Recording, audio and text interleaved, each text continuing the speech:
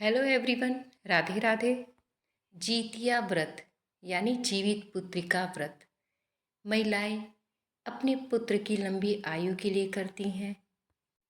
ये व्रत निर्जल होकर किया जाता है। संतान की दीर्घ आयु, उनके स्वास्थ्य और उनकी उन्नति के लिए माताएं अपने बच्चों के लिए ये व्रत करती हैं। आज के इस वीडियो में हम जीतिया व्रत की कथा पढ़ेंगे। कथा पढ़ने के लिए सबसे पहले हम एक लोटा जल रखेंगे और अपने हाथ में फूल और अक्षत लेकर के हम कथा पढ़ेंगे। एक नदी के तट पर एक चील और सियारिन रहती थी। उन्होंने कुछ औरतों को जीतिया के व्रत यानी जीवित पुत्रिका के व्रत को करते देखा। व्रत विधि को जानकर उन्होंने जीतिया के व्रत को रखने का संकल्प लिया। व्रत के दौरान सियारिन को बहुत तेज भूख लग जाती है और वो व्रत के बीच में ही मांस खा करके अपने व्रत को तोड़ देती है। इस व्रत को चील पूरी श्रद्धा के साथ अपने व्रत को पूरा करती है। कुछ समय बाद मरणोपरांत यानी मरने के बाद एक ही परिवार में बहनों के रूप में जन्म लेती हैं। दोनों का विवाह अच्छे घर में हो जाता है। विवाह के बाद चील के 7 पुत्र होते हैं और सियारिन के पुत्र जन्म लेते ही मर जाते हैं।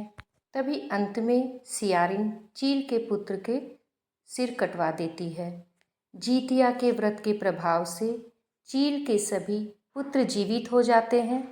तभी सियारिन को बहुत ही आश्चर्य होता है।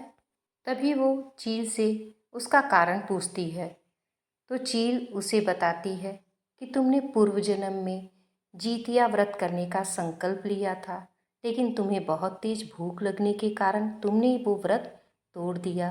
तो ये तुम्हारे पूर्व जन्म के कर्म की वजह से तुम्हारे सभी पुत्र मर जाते हैं।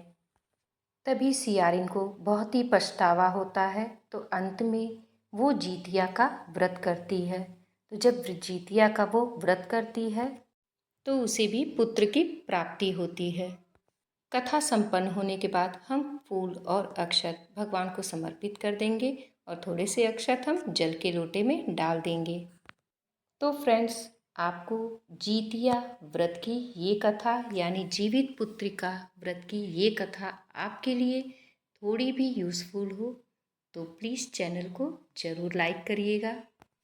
तो फ्रेंड्स, जीतिया व्रत के प्रभाव से सियारिन को पुत्र की प्राप्ति हुई। सभी माता और बहनों की गोद हमेशा हरी भरी रहे, उनके पुत्र की उन्नति हो, दीर्घ आयु हो। आप सभी को राधे राधे।